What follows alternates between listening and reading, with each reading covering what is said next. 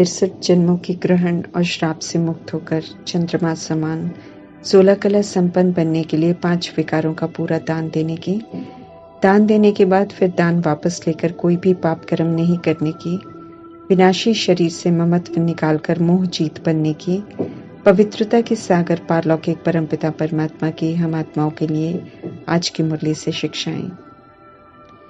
हम आत्माएं जो परमात्मा की पालना में पल रहे हैं, हम आत्माएं जो सृष्टि रूपी ड्रामा के आदि में आते हैं, हम सब सारे विश्व के परिवर्तन के लिए आधार मूर्त हैं। परमात्मा बाहुबल से नहीं बल्कि योग बल से बड़े से बड़ा परिवर्तन करने की विधि बताते हैं। सत्य ज्ञान और योग के बल से पहले हमें अपनी दृष्टि वृत्ति को शुद्ध, साफ, सच्चा, कल्याणकारी बनाना है। आत्मिक भाव और कल्याणकारी भावना से दृष्टि वृत्ति श्रेष्ठ बनानी है। आत्मिक स्थिति है तो दैहिकपन से ऊपर उठ जाते हैं। कनिष्ठता देह समझने से होती है, इसलिए आत्मिक भाव से परमात्मा दृष्टि और वृत्ति की सफाई कर श्रेष्ठ अर्थात पवित्र बनाने की समझते रहें। पवित्र दृष्टि वृत्ति की श्रेष्ठता ही सृष्टि का परिवर्तन कर सकती है। जो संगम युग में परमात्मा के बच्चे बनते हैं अर्थात उनके डायरेक्शन पर चलते हैं, तो परमात्मा भी उन पर हक रखते हैं और ऊंची जिम्मेवारी का एहसास दिलाते हैं कि उनके बच्चे होने के नाते हम सभी आत्माएं विश्व की सर्व आत्माओं के आधार मूर्त हैं। श्रेष्ठ वृत्ति से विश्व का वातावरण परिवर्तन हो रहा है। आत्माएं अभी सत्य प्रति आकर्षित हो रही हैं। जो बिल्कुल विरोधी थे शुरू में, वे भी बदल रहे हैं, सहयोगी बन रहे हैं। बिना विरोध किए अब सत्य की बातें सुन रहे हैं। पवित्र दृष्टि से विश्व की आत्माएं और प्रकृति दोनों में परिवर्तन आ रहा है। दोनों पवित्र बन रहे हैं। पवित्र दृष्टि से सृष्टि अब बदल रही है। परमात्मा द्वारा सिखाए जा रहे श्रेष्ठ कर्मों से दुनिया श्रेष्ठाचारी बन रही है। पवित्र श्रेष्ठ आत्मिक कल्याणकारी दृष्टि वृत्ति कृति से सृष्टि को परिवर्तन करने के कार्य की जिम्मेवारी का ताज तो परमात्मा ने सभी को दिया है। सराहना भी की है कि कैसे ये जिम्मेवारी का ताज पहनने से और जिम्मेवारी पूरी करने से हम सब विश्व के कल्याण में कैसे सहयोगी बनते हैं, कैसे वातावरण, आत्माएं और प्रकृति भी श्रेष्ठ दृष्टि वृत्ति से परिवर्तन हो जाती हैं। हद से निकलकर जो बेहद को अपना परिवार समझते हैं, वे ही ऐसी जिम्मेवारी का ताज पहनते हैं और फिर अंत तक उतारते नहीं हैं। ये ताज दिखाई देने वाला स्थूल ताज नहीं है, समझ का ये सूक्ष्म ताज है जो परमात्मा से सभी को मिला हुआ है। जो संगम युग में इस जिम्मेवारी के ताज को पहन कर रखते हैं, वे परमात्म संसार में रहते हैं, बिन कहलवाए श्रेष्ठ सेवा पर लग जाते हैं और अंत तक निभाते हैं।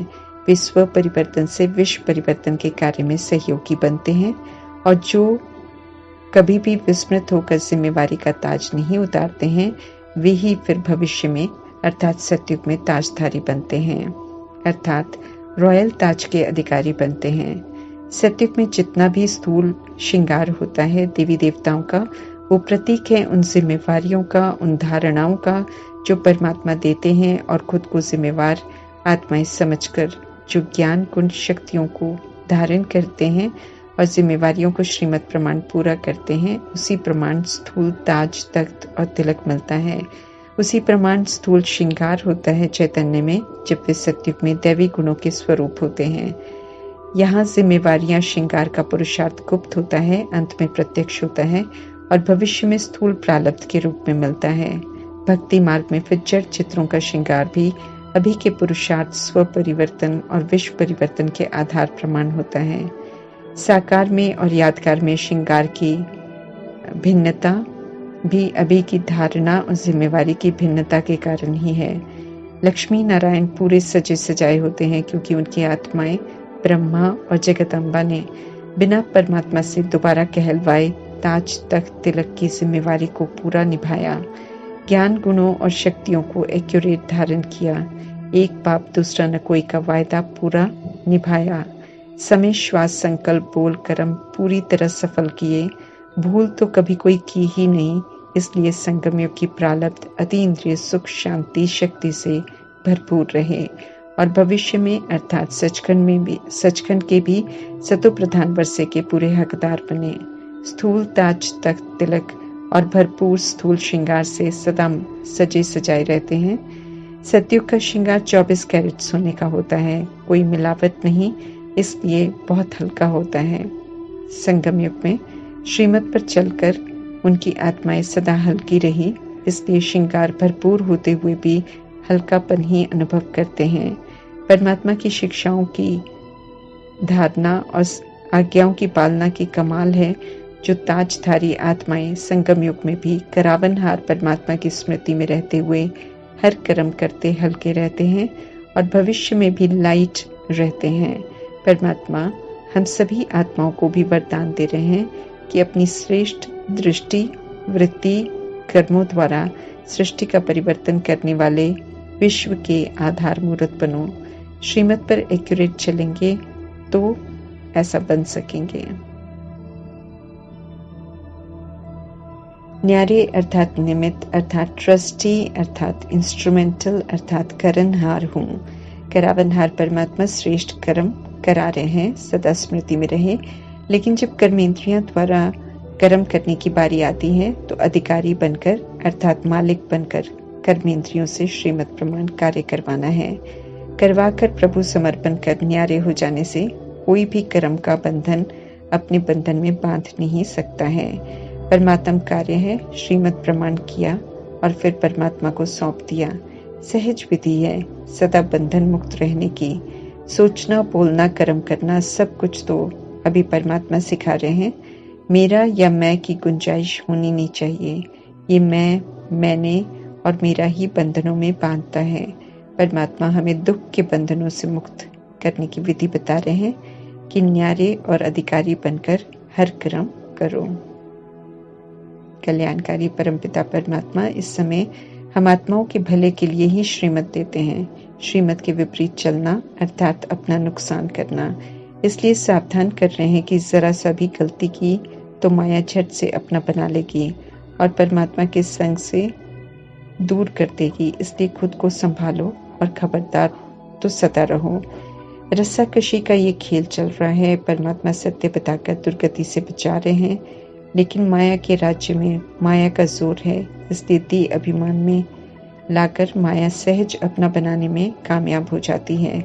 ऐसे में संभाल करनी बहुत जरूरी है। ईश्वरीय क्लास पवित्रता के सागर की क्लास है, इसलिए कायदे कड़े हैं, क्योंकि कायदे पर चले बिना परमात्मा पढ़ाई समझ ही नहीं आएगी। हम आत्माओं को सुधरना है, पापों को भस्म करना है, पुण्य आत्मा बनना है, मानसिक रोगों से मुक्त होना है, संपूर्ण पवित्र बनना है, कयामत की धर्मराजपुरी की सजाओं से बचना है। तो उनकी क्लास में कायदे से रहना जरूरी है। परमात्मा को एक्यूरेट पहचानना, एक परमात्मा की याद में रहना बहुत जरूरी है। वायुमंडल शुद्ध चाहिए, इसलिए देहधारी की याद न हो, नहीं तो उसका प्रभाव भी सब पर पड़ता है।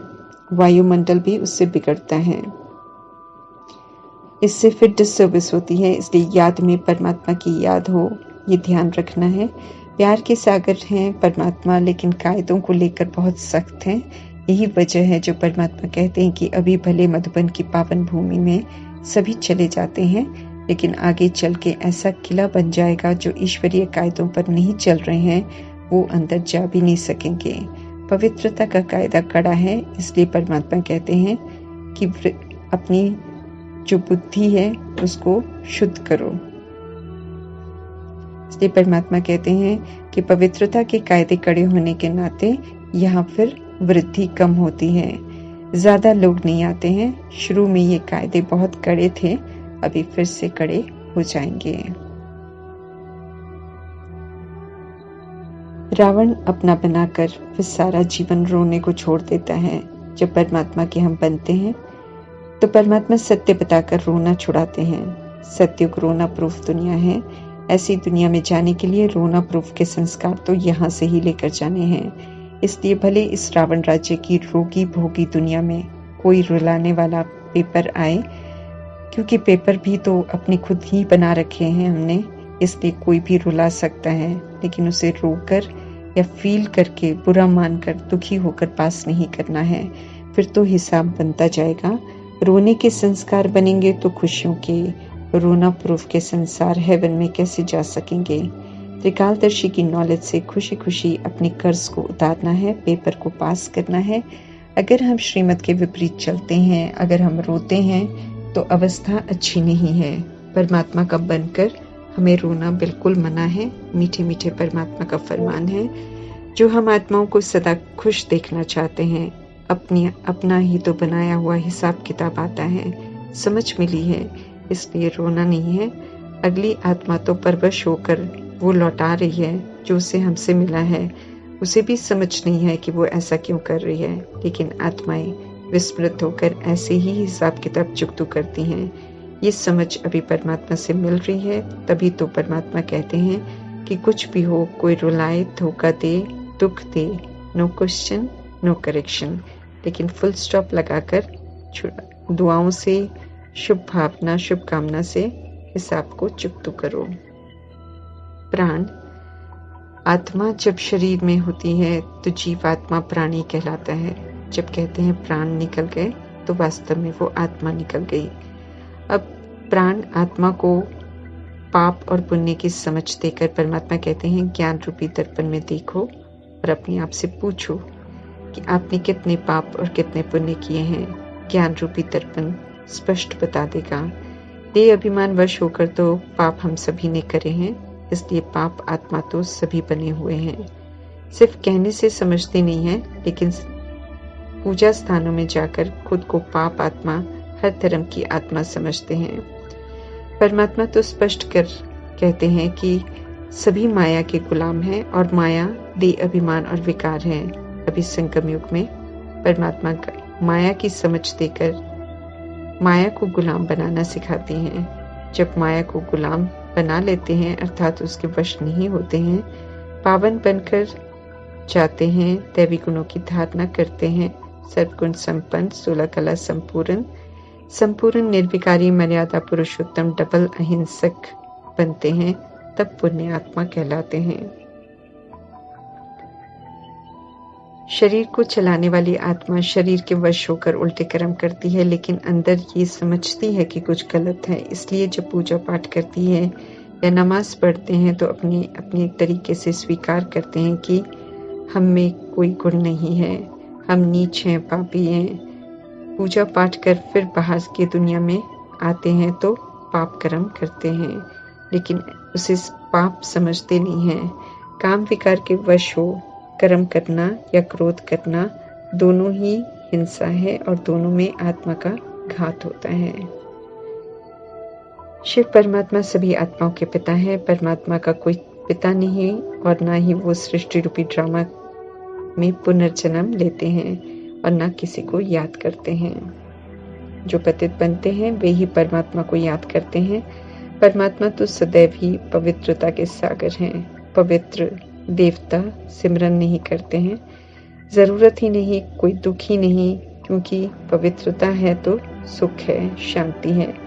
जो अभी श्रीमत पर चलकर पवित्र बनते हैं वो सुख धाम सतयुग में जाते हैं और सुख शांति संपत्ति के प्रारब्ध का आनंद लेते हैं। द्वापर युग और कलयुग में आने वाली आत्माएं परमात्मा के फरमानों को नहीं मानते हैं, इसलिए सजा खाती हैं और परम धाम में रहते हैं। जब सृष्टि पर स्वर्ग होता है, वे आते ही सृष्टि पर तब हैं जब फिर से दुख धाम शुरू हो जाता है। अभी एक परमात्मा की श्रीमत पर चलना है। परमात्मा सभी आत्माओं के पिता हैं, संकटों से बचाते हैं, रावण रूपी विकारों की जंजीरों से छुड़ाते हैं, पतित से पावन बनाते हैं। ऐसे सत्य परमात्मा को याद करना है। उनकी याद से ही लायक बनेंगे, माया की सुनेंगे तो नालायक बन जाएंगे। जो माया की सुनते हैं उनकी दृष्टि वृत्ति गंदी हो जाती है, तो ब्रह्मा विष्णु शंकर को भी गाली देते हैं, उल्टी दंत कथाएं बना देते हैं, उन्हें लेकर गीत भी गंदे बना देते हैं। परमात्मा को भी नहीं छोड़ते हैं, उनकी भी ग्लानि कर देते हैं। कहते हैं अच्छे बुरे कर्म करने वाले सभी आत्माओं में परमात्मा है और परमात्मा ही सब कुछ करवा रहे हैं। सृष्टि परिवर्तन के इस समय में परमात्मा का फरमान है कि अब सिर्फ मुझे याद करो। माया बुद्धि का योग तोड़ेगी, लेकिन हारना नहीं है, फिर से लगाना है। अवस्था पक्की हो जाएगी, फिर कोई भी याद नहीं आएगा। सचखंड में जाना है तो सच्चा भी बनना पड़े, अर्थात संपूर्ण पवित्र तो बनना ही पड़ेगा। सन्यासी कहते हैं घर में रहते पवित्र नहीं रह सकते हैं। परमात्मा घर में रहते पवित्र रहना सिखाते हैं और सीखने वाले सीखते भी हैं। समझाते हैं कि सृष्टि की शुरुआत तो पवित्र गृहस्थ आश्रम से हुई थी। गृहस्थ को पतित तो बाद में बनाया है जब देह का अभिमान आया। इसलिए समझ से अब पवित्र बनना है और अपने अनादि आदि स्वरूप में लौटना है। सदगति दाता सदगति करने आए हैं तो अब उनका कहना जरूर मानना है, नहीं तो परमात्म छत्र छाया से वंचित हो जाएंगे। पवित्रता महत्वपूर्ण है, तभी तो परमात्मा कहते हैं बर्तन मांजकर अपना खर्चा चला लो, लेकिन पतित कभी नहीं बनना। लौकिक बाप अर्थात शरीर के पिता लड़कियों को अपने घर नहीं रखते हैं और विकारों के लिए कहते हैं कि विकार में तो जाना पड़े, लेकिन शरीर को चलाने वाले आत्मा के असली पिता पारलौकिक पिता परमात्मा कहते हैं कि काम विकार का दान दो तो दुखों का श्रापों का ग्रहण छूट जाएगा। विकारों को छोड़ने से आत्मा पूर्णिमा के चंद्रमा की तरह संपूर्ण अर्थात 16 कला संपूर्ण बन जाएंगे, अर्थात परफेक्ट बन जाएंगे। जब तक 5 विकारों का दान नहीं देते हैं तब तक परमात्मा अनुसार सब पतित हैं, तब तक सब नरकवासी हैं। सतयुग की निरोगी योगी दुनिया के 21 जन्मों की बादशाही लेनी है तो परमात्मा कहते हैं कि रोगी और भोगी दुनिया में रोना नहीं है। परमात्मा की याद में रहते हैं तो वायुमंडल को शुद्ध बनाते हैं, नहीं याद करते हैं तो वायुमंडल को खराब करने के निमित्त बन जाते हैं। व्यभिचारी याद अर्थात बहुतों को याद करना, व्यभिचारी भक्ति बहुतों की भक्ति करना। परिणाम तो स्पष्ट दिखाई दे रहा है। दुख, अशांति, लड़ाई झगड़े, बीमारियां, अस्त व्यस्तता, बॉम्ब्स का डर, प्राकृतिक आपदाओं का डर, विनाश का रिहर्सल दिखा रही है प्रकृति। मनुष्य शरीर जो दिखाई देते हैं 5 तत्वों के बने हैं, विनाशी हैं, इसलिए इनकी पूजा करना भूत पूजा है। समझते रहें परमात्मा समझ से इस समय सारे के सारे अंधे हो गए हैं। सही गलत को, पाप पुण्य को समझ नहीं पाते हैं। अज्ञानता के अंधेरे में सब धक्के खा रहे हैं। परमात्मा जब ब्रह्मा नाम रखकर सत्य ज्ञान सुनाने के लिए आधार लेते हैं तब उनका महत्व है। दादा लेखराज थे तो अज्ञानता में थे, भक्ति के धक्के खा रहे थे, तब वे किस काम के नहीं थे। बाकी बिना समझे गुरु ब्रह्मा, गुरु विष्णु, गुरु शंकर कहना तो गलत है। ये परमात्मा आकर हम आत्माओं को समझाते हैं। बेहद के पिता परम पिता परमात्मा स्पष्ट कर रहे हैं कि जो संगम युग में उनकी श्रीमत पर चलते हैं वे ही उनके सबूत बच्चे हैं। ईश्वरीय गवर्नमेंट पांडव गवर्नमेंट है। स्पष्ट ऑर्डिनेंस निकालते हैं कि पवित्र बनेंगे तो पवित्र दुनिया के मालिक बनेंगे। उनका फरमान है आत्माओं के लिए कि देह सहित देह के सब संबंधों को भूल मामेकम याद करो। देह तो सभी की विनाश हो जाएगी। आत्मा को परमात्मा के पास जाना है। सिवाय परमात्मा के आत्मा का कोई और है नहीं। इस सत्य को जितना जल्दी हम स्वीकार कर लें उतना अच्छा है। विनाशी शरीर से बुद्धि का योग परमात्मा तुड़वाते हैं और हम आत्माओं की सगाई परमात्मा से करवाते हैं ताकि जिनसे सगाई की है उन्हें ही याद करें। मोह की रस्सियां ड्रामा खुलवाएगा जबरदस्ती। पहले से ही मोह को जीत लेंगे तो मोह जीत का मेडल लेंगे। माया रूपी विकारों से गुप्त युद्ध चल रहा है, इसलिए श्रीमत प्रमाण चलते रहना है। खबरदार रहना है क्योंकि माया अच्छों को भी खा जाती है, पुरानी कलयुगी दुनिया में वापस ले जाती है। यहाँ सत्य बिल्कुल नहीं करना है, बल्कि सत्य को समझकर सत्य की राह पर चलकर सच्चा बनना है। शिक्षाओं को धारण कर प्रैक्टिकल सबूत देना है।